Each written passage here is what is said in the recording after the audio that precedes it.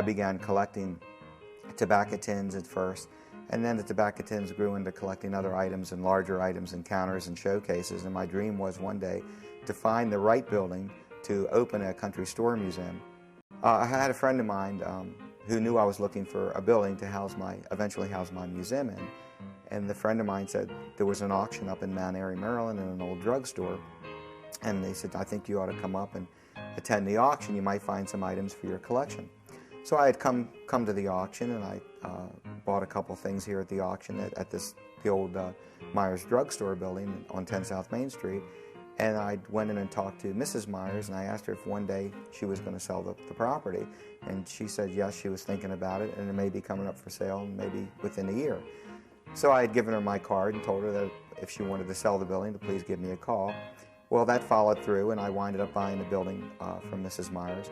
And over a period of years, I slowly rehabbed the building, did historical renovation, and was on my way to opening my museum and realizing my dream.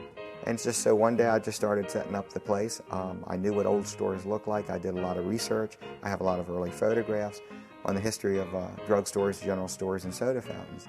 And so everything kind of came together, and I still collect as of today, and the museum is forever changing.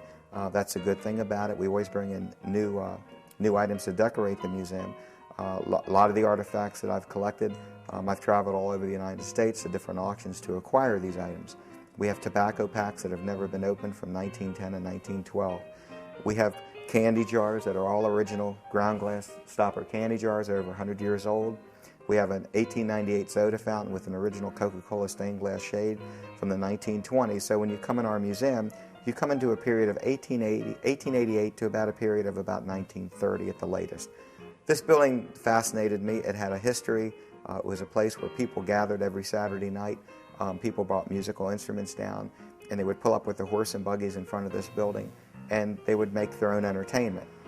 If you're interested in taking a tour of the museum, it's by appointment only, and you can get a hold of myself and make your appointment at 301-977-6741 or 301-351-6544, or you can go onto our website, which is www.parzoauctions.com. We have a phenomenal country store museum and drugstore museum right here, right in Frederick and Carroll County, and we welcome you to pay a visit here. It's very educational and very colorful inside, and everything is to the period, and you will definitely have a great time.